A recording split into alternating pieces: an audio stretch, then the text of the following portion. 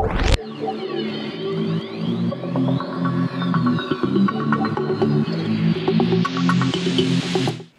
saya Iwel Sastra. Jumpa kembali di channel YouTube saya, Iwel Sastra. Pada tanggal 27 Februari 2021 yang lalu, saya diundang oleh Net TV untuk memberikan materi pelatihan stand up komedi dalam acara workshop stand up komedi Ramadan Net TV. Nah, saya mengambil cuplikannya dari akun YouTube Net TV untuk siapa saja yang ingin belajar tentang stand up komedi atau ingin menjadi seorang stand up komedian. Berikut cuplikannya materi pelatihan stand up komedi yang saya berikan pada acara workshop stand up komedi Ramadan Net TV. Ini adalah sosok Mas Iwel. Kabar baiknya sudah bareng kita di sini, sudah siap berbagi ilmu seputar stand up komedi. Langsung kita sambut. Halo Bang Iwel, silahkan deh sharing ke kita. Mas Tommy, terima kasih Mas Tommy. Baik, good people, selamat pagi bertemu dengan saya Iwel Sastra. Tapi ini saya sudah ukur ya, sudah atur jarak sudah sangat jauh, aman. Saya izin buka masker karena kalau pakai masker dengan kacamata saya suka berembun. Dan saya sudah coba cari-cari di mana tempat, saya belum menemukan kacamata yang ada wipernya. Oke, baik. Hari ini saya diminta untuk membawakan materi menjadi stand up comedian bersama Iwel Sastra. Kenapa materinya itu? Karena saya seorang stand up comedian.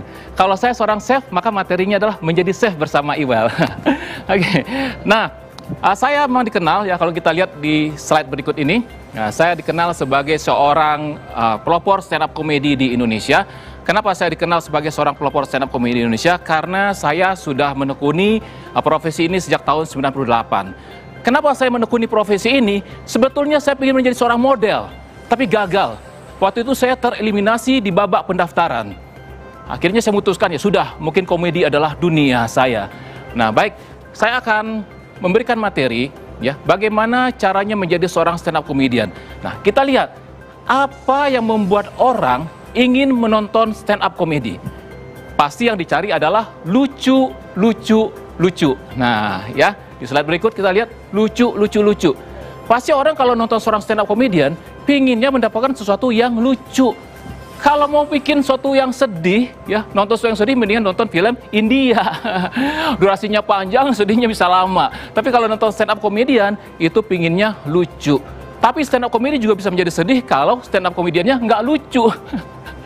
Yang sedih bukan hanya penonton, tapi stand up comediannya juga. Udah nggak lucu, pulang, mau ngambil honor, takut. Baik, slide berikut kita lihat ya, ini ada lucu, penonton ingin tertawa. Ya, itu ya, penonton ingin tertawa kalau menyaksikan kita. Nah, berikutnya kita lihat slide berikutnya. Nah, menjadi seorang stand up comedian itu, ya gimana ya? Ada orang yang sudah mendapatkan gift, wah bahasa kerennya gift ya. Sesuatu talenta, suatu hal yang dari atas. Jadi dia ngomong apapun lucu. Nih, kayak teman saya Dodit sama dengan Calontong. Itu dia ngomong apapun lucu. Kadang-kadang saya merasakan tidak adil gitu. Saya harus mikir berhari-hari bikin naskah. Kita tampil pun belum tentu lucu. Ini Calontong datang aja muncul orang udah ketawa. Dodit ngomong-ngomong, selamat malam teman-teman. Orang ketawa begitu ya. Nah, tapi itulah ya rezeki mereka, punya persona. Nah, jadi kalau kita punya persona, sesuatu modal yang membuat kita sudah menjadi lucu, maka itu memudahkan kita menjadi seorang stand up comedian. Tapi bagaimana Mas Iwel? Saya penampakan nggak lucu, tapi saya ingin menjadi seorang stand up comedian. Bisa. Modalnya adalah, modalnya adalah kekuatan naskah. Lucu yang dipersiapkan secara tertulis. Nah, ada yang nanya sama saya, Mas Iwel, bagusan mana jokes atau materi orang mikir baru ketawa, atau orang ketawa kemudian mikir? Saya bilang, dua-duanya itu bagus. Yang nggak bagus itu nggak boleh adalah ketika kita ngejokes, ketika kita tampil, orang mikir, nggak ketawa-ketawa. Terus dia pulang, menjadi pikiran, lama-lama sakit. Tanya sama tetangganya, kenapa dia sakit? Banyak pikiran. Nah, itu ya. Jadi mikir dulu, ketawa dulu, kemudian orang mikir, nggak masalah. Nah, hari ini saya akan membagi. Ya, untuk menjadi seorang stand up comedian tadi, kalau kita punya persona, itu sudah modal banget bagi kita untuk tampil lucu. Kalau kita tidak punya persona, kita harus agak kerja keras sedikit, menyiapkan materi, menulis naskah. Nah, untuk menjadi seorang stand up comedian, 3 hal ini harus dikuasai. Pertama adalah menulis naskah. Seorang stand up comedian, dia harus memainkan materi lawakannya sendiri. Boleh nggak dia memainkan materi lawakan orang lain? Boleh, kalau seandainya orang tersebut sudah memberikan hak ciptanya kepada stand up comedian itu. Silakan Mas Iwel dipakai, saya nggak pakai. atau dia jual, saya beli, itu boleh. Tapi yang nggak boleh adalah kalau saya nonton di YouTube, wah Ridwan, wah lucu nih, saya ambil, saya mainkan materinya Ridwan, itu nggak boleh ya. Seorang stand up komedian tidak boleh melakukan plagiat karena itu sudah menjadi hukum internasional. Yang kedua, public speaking, kemampuan kita delivery. Ya, karena materi itu setelah kita tulis tentu harus disampaikan untuk bisa sampai kepada audiens itu, karena audiens kita ini kan orang banyak, ya. Karena itu kita harus menguasai kemampuan public speaking, berbicara di hadapan umum, di hadapan publik. Nah, yang ketiga baru tadi itu persona, gaya. Kalau saya begini gaya saya gitu ya. Nah, karena sesuai dengan penampakan. Maklum dulu gagal jadi model. Jadi ininya apa namanya, impian sebagai model tetap dibawa ya, di panggung stand up comedy. Tapi juga ada misalnya personanya itu dia misal selalu mencirikan dirinya adalah seorang yang deso, itu boleh. Menjaga seorangnya yang sok tahu semuanya, itu juga boleh. Itu termasuk persona. Nah, berikutnya kita lihat. Nah, ini ya teman-teman, karena stand up comedy ini adalah komedi impor. Ini komedi impor loh. Komedi tradisional Indonesia itu lawak. Ya, lawak tunggal di Indonesia ada. Dulu semua pelawak-pelawak itu kalau kita lihat sejarahnya, Bing Slamet, Edi Sud, kemudian Iskak, dan Ateng, itu adalah juara-juara lawak tunggal. Tapi karena industri pada waktu itu mengharuskan yang muncul ada grup lawak, maka banyak juara-juara lawak tunggal ini membentuk grup lawak. Ya, karena trennya pada waktu itu adalah ngelawak dengan grup. Nah, karena ini adalah komedi impor, nah kita harus tahu juga sebenarnya kayak apa sih stand up comedy itu. Nah, jadi ini ada Judy Carter, seorang pelatih stand up comedy terkemuka di Amerika dan juga banyak menulis buku tentang stand up comedy, mengatakan bahwa semua materi stand up comedy itu harus terdiri dari setup dan punchline. Setup adalah bagian yang tidak lucu, punchline bagian yang lucu. Bedanya antara stand up comedy dengan anekdot adalah kalau anekdot, setupnya bisa berpanjang-panjang. Misalnya saya cerita ke Mas Tommy, kemarin saya jalan, saya ke pasar, waduh ketemu bapak-bapak sama ibu-ibu, mereka lagi diskusi. Nah, itu panjang kan? Nah, tapi kalau saya misalnya stand up comedy, saya ubah gitu. Kalau kita misalnya jalan sama istri kita, banyak hal yang menjadi pengamatan kita. Nah, itu setup. Masuk ke punchline-nya kemudian. Ya, jadi setupnya itu harus singkat, tidak bisa berpanjang-panjang. Setup bagian yang tidak lucu, punchline bagian yang lucu. Berikutnya, nah, ini sama. Greg Dean, Jason Key adalah penulis-penulis dan pelatih stand up comedy yang juga sepakat mengatakan bahwa sebuah materi stand up comedy itu harus terdiri dari setup dan punchline. Nanti kita akan lihat seperti apa sih setup dan punchline tersebut. Ya, berikut. Nah, untuk memahami ya, menulis sebuah joke, kita harus tahu kenapa orang tertawa. Rumusnya itu, ya, kenapa orang tertawa. Kalau tadi Mas Edo mengatakan kalau kita pingin bikin acara yang sukses, kita harus tahu apa yang diinginkan penonton kita, ya, segmennya siapa. Kita harus jelas. Begitu juga kalau kita tampil, kita harus tahu nih, orang ngarepin dari Iwel apa sih stand up comedy? Pasti lucu, pasti orang pingin ketawa, ya. Nah, maka kemudian kita harus tahu formulanya. Orang tertawa itu rata-rata karena surprise, kejutan, sesuatu yang nggak dia sangka-sangka, ya, sesuatu yang nggak dia pikir-pikir. Itu di stand up comedy. Tapi kalau dalam komedi slapstick tidak harus ada kejutan itu. Misalnya kita lihat adegan orang lagi jalan, ada kulit pisang, kita sudah tahu itu dia akan nginjak kulit pisang, jadi lucu, kita udah ketawa duluan gitu ya. Tapi ketika dia injak, kita semakin ketawa, misalnya seperti itu ya. Itu dalam slapstick. Jadi setiap komedi itu memiliki pola-polanya masing-masing. Nah, kalau dalam stand up comedy adanya kejutan ya, adanya surprise. Oke, berikutnya. Nah, agar materi komedi dapat menghasilkan tawa, maka harus memiliki premis, harus memiliki setup dan punchline. Nah, premis adalah topik pembicaraan kita, temanya. Ya, ada tema, kemudian ada topiknya. Nah, itu harus kita pahami dulu. Ketika kita dapatkan temanya, maka kemudian kita bisa fokus pada topiknya seperti apa gitu. Nah, berikutnya. Nah, ini contohnya. Tema religi, ya, temanya religi nih. Topiknya religi tentang apa? Banyak. Tentang puasa, tentang sedekah. Oke, saya akan tentang puasa. Apa yang unik ya menurut kita tentang puasa tersebut? Oh, saya tentang sedekah. Oh, apa ya tentang sedekah itu? Misalnya tentang sedekah itu dikatakan bahwa siapkanlah sedekah terbaik. Ya, kita sering dengar tuh. Biasa postingan tiap hari Jumat, siapkanlah sedekah terbaik. kita pikir-pikir apa ya? Oh ya, saya dapat ide nih. Ya, biasanya saya kalau sama jajak Tommy gitu ya, sebelum pandemi ngopi gitu, wah 200.000 keluar. Itu kalau bayar itu rebutan tuh, rebutan nggak lihat. Ya, jadi wah ini kayaknya wah sedekah. Akhirnya kayak bilang gitu kepada audiens kita, siapkanlah sedekah terbaik kita. Masa ngopi 100.000 enteng, giliran sedekah cuman 1.000.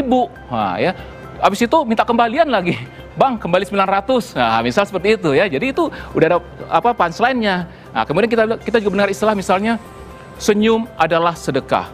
Maksudnya ya kita pelajari dulu nih, apa maksudnya senyum adalah sedekah? Senyum adalah sedekah mendorong kita untuk sering tersenyum, berbuat baik. Tapi jangan kemudian kita mengatakan bahwa dalam lawakan kita mentang-mentang senyum adalah sedekah, begitu kota amal lewat cuma disenyumin doang. Begitu ada tukang minta-minta dibilang, bang saya mau sedekah, tapi dalam bentuk senyum ya. Nah, itu udah menjadi materi kita itu ya. Nah, kita bisa melihat hal seperti itu. Oke, berikut. Nah, ini ada beberapa contoh dari para komika atau stand up komedian yang saya sangat-sangat suka sekali ya. Nah, saya menjadikan contoh materi mereka, dan materi ini juga bisa teman-teman pelajari. Pertama, saya ambil dari materinya Ari Kriting. Nah, saya ambil dari materinya Ari Kriting. Setupnya, Ari Kriting mengatakan, saya tuh anak tertua. Meskipun nggak kelihatan ya, tapi betul, saya anak tertua di keluarga. Nah, itu setupnya, dia mengatakan bahwa dia anak tertua. Masuk punchline-nya, Ari Kriting mengatakan, saking tuanya saya tuh, adik saya yang paling bungsu pernah panggil saya bapak. Lucu.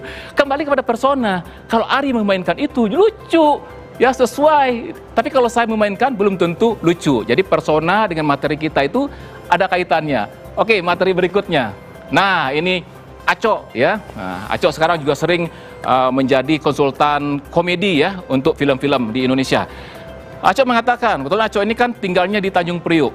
Ya, itu udah menjadi suatu hal cirinya dia juga dalam materinya. Aco mengatakan, nggak ada setan menurut gua di Tanjung Priuk. Karena nggak bisa. Tanjung Priuk itu nggak punya pohon. Ya, itu setupnya, menggambarkan Tanjung Priuk itu nggak punya pohon. Aco masuk pada punchline-nya. Jadi, kuntilanak bingung, mau hangout di mana? Ya, mau hangout di mana itu dia bingung. Masa hangout di kontainer? Katanya, itu ada lanjutannya. Masa hangout di kontainer? Karena di Tanjung Priuk itu banyak kontainer. Ya, Oke. Nah ini dari materi saya ya. Nah, saya mengatakan, ya ini kan saya sesuai dengan diri saya mengatakan pada orang-orang bahwa walau usia saya sudah di atas 40 tahun, saya masih kuat main sepak bola. Wah, tentu saya dengan gaya saya kan bugar masih main bola ya. Ya, saya masih kuat bertahan 2 kali 45 menit di bangku cadangan. Punchline-nya seperti itu. Ya, jadi bisa kita bikin punchline itu sederhana. Nah, berikutnya. Nah, ini dari seorang stand up komedian yang sedang bersinar, Ridwan Remin. Nah, ini kan saya ambil. Ini kan memberikan contoh bahwa setup itu bisa diikuti dengan punchline bertubi-tubi. Nah, itu perlu seorang komedian yang cerdas itu. Perlu komedian yang cerdas dan memiliki persona yang kuat sekali. Ya, ini Ridwan Remin mengatakan, gua pikir-pikir apa sih kerennya naik gunung. Nah, kebetulan ini premisnya tentang naik gunung ya, tentang anak pencinta alam naik gunung. Tukang bubur aja naik haji. Nah, itu lucu, punchline-nya situ. Kemudian Ridwan masuk lagi ke setup berikutnya. Seharusnya kalau mau dibilang keren, nggak usah gabung pecinta alam. Nah, dia mengatakan tuh nggak usah gabung pecinta alam. Kemudian masuk pada punchline-nya, tapi gabung aja komunitas tukang bubur. Nah, ditambahin, tapi cinta alam. Karena tadi Ridwan sudah bilang tukang bubur aja naik haji, maka ini menjadi nyambung lawakannya. Ketika kita berada pada situasi itu, menjadi sangat lucu sekali. Ya, lanjut lagi. Ridwan bukan lagi masuk pada setup, dilanjutkan punchline-nya. Jadi dagangannya nggak di perumahan, pegunungan, penonton ketawa lagi. Dagangannya nggak bawa gerobak, tapi tas carrier, penonton ketawa lagi. Nah itu perlu kecerdasan kita, didukung oleh persona, delivery kita, ya cara ngomongnya enak, ya lepas, kemudian personanya tenang. Ridwan itu membuat orang menjadi ketawanya bertubi-tubi. Waduh, udah sukses itu ya, udah kebayang itu, honor bisa ditambahin panitia.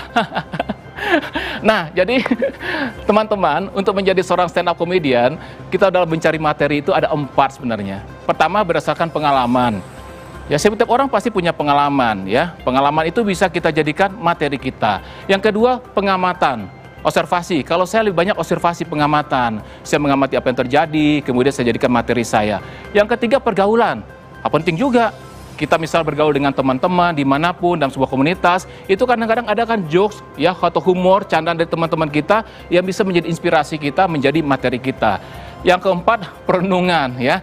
Perenungan menyendiri aja gitu ya, merenung gitu. Ya, mudah-mudahan dapat ide. Tapi jangan ya merenung lama-lama tidur. Jangan, niatkan untuk mau mencari materinya gitu. Wah, kamu ini sampai 24 jam loh di kamar merenung padahal tidur. Oke, berikutnya. Nah, tadi itu kan untuk menulis materinya, kalau dalam public speaking yang perlu kita perhatikan adalah satu, intonasi. Penekanan. Jadi penekanan itu bisa membawa penonton kepada punchline yang kita harapkan. Ini setup, masuk pada punchline-nya. Ada penekanan. Yang kedua, artikulasi harus jelas. Ngomong cepat tidak apa-apa, asalkan artikulasinya jelas gitu. Karena ada juga kan stand up comedian kalau kita nonton di luar negeri itu, wah ngomongnya cepat tapi artikulasinya jelas. Kenapa? Karena begitu kita artikulasi nggak jelas, apalagi pada bagian punchline, maka materi kita jadi nggak lucu. Bukan karena materinya nggak lucu, tapi karena orang nggak bisa menangkapnya. Nah, kemudian jeda. Ya, saat orang ketawa, kita jeda dulu. Gimana mas, kalau saya misalnya virtual di Zoom? Ya, anggap aja setelah kita punchline orang ketawa. Kita diam dulu. Diamnya cuma sebentar, 15 detik. Jangan 1 menit nungguin kan. GR banget penonton ketawa sampai 1 menit. Udah belum nih, berlanjut lagi. Bukan seperti itu. Jadi jeda ya. Jadi kalau lagi orang, wah ketawa, kita tahan dulu. Nah, ini contoh-contoh para stand up comedian di luar, tapi kalau di dalam negeri tadi saya sudah kasih contoh ya, ada Ari Kriting, ada Aco, ya, kemudian ada Cak Lontong, ada Dodit, kemudian juga ada Ridwan. Nah, kalau luar negeri ini ada Jim Carrey, kemudian ada Chris Rock, ada Robin Williams, dan juga ada ini Kevin Hart yang sedang hits. Itu mereka memiliki persona. Kalau kita nonton 4 ini berbeda, materinya berbeda, personanya berbeda, maka kita harus menampilkan sesuatu yang berbeda. Kan banyak sekarang, kalau di data mungkin ya, di data nih, oke, sekarang akan didata nih, stand up comedian yang akan terima vaksin. Wah, itu bingung itu. Mungkin udah ribuan kali itu ya, stand up comediannya, ribuan. Nah, yang bisa kemudian dilakukan supaya kita unggul adalah adanya diferensiasi kita, perbedaan kita. Karena orang pasti mencari sesuatu yang berbeda. Berbeda itu bisa dari persona kita dan juga dari materi kita. Nah, yang terakhir, kita lihat di sini, ya, sebutkan bahwa jadi persona bukanlah sekedar karakter, itu adalah karakter Anda. Jadi bukan karakter, tapi karakter kita nih, berasal dari kepribadian kita. Jadi, artinya secara singkat adalah, ketika Ridwan tadi memainkan materi tentang pecinta alam naik gunung, itu ketika dimainkan oleh stand up comedian lain, belum tentu lucu, karena itu sudah melekat. Nah, itu bagusnya Ridwan. Jadi Anda nggak akan takut materi akan dicolong orang, karena materi itu melekat pada diri Anda. Karena persona Anda kuat, jadi seorang Ewell ngikutin nggak bisa, siapapun ngikutin nggak bisa, karena materi itu adalah materi Anda. Orang sudah membayangkan itu. Atau ketika misalnya ada audisi, ya baru, kompetisi baru, ketika ada peserta tampil, orang langsung ingat, ini kayak Ridwan nih, wah the next Ridwan nih. Nah itu, saking kuatnya persona yang kita miliki sebagai seorang stand up comedian. Berikutnya ini ya, untuk menjadi seorang stand up comedian itu harus confidence, percaya diri. Dengan percaya diri kita menjadi lucu. Tapi jangan over percaya dirinya. Kalau dibilang nggak lucu, bilang nggak lucu. Oh, saya percaya diri, lucu dong. Bukan begitu. Harus terukur juga. Kedua, be yourself. Jadilah diri sendiri. Kita boleh belajar dari Cak Lontong, dari Dodit, dari Panji, dari Raditya Dika, tapi tetap kita menjadi diri kita sendiri. Kemudian, do your best. Lakukan selalu yang terbaik. Mau sedikit penontonnya, mau banyak penontonnya, perlakuan kita tetap sama. Mau kecil honornya, besar honornya, perlakuan kita tetap sama. Kenapa? Ketika kita menerima pekerjaan itu, kita ada komitmen bahwa kita akan memberikan yang terbaik. Itu yang paling penting ya bagi teman-teman semuanya gitu. Dan mudah-mudahan nanti teman-teman pun bisa menjadi seorang stand up comedian yang juga bisa nanti menulis buku gitu ya, menulis buku tentang pengalaman menjadi seorang stand up comedian. Kalau saya sih kalau soal menulis buku, aduh itu nggak usah ditanya. Sebelum pandemi hampir tiap minggu saya mengisi buku tamu. Oke, terima kasih Mas Tommy. Luar biasa Mas Ewell.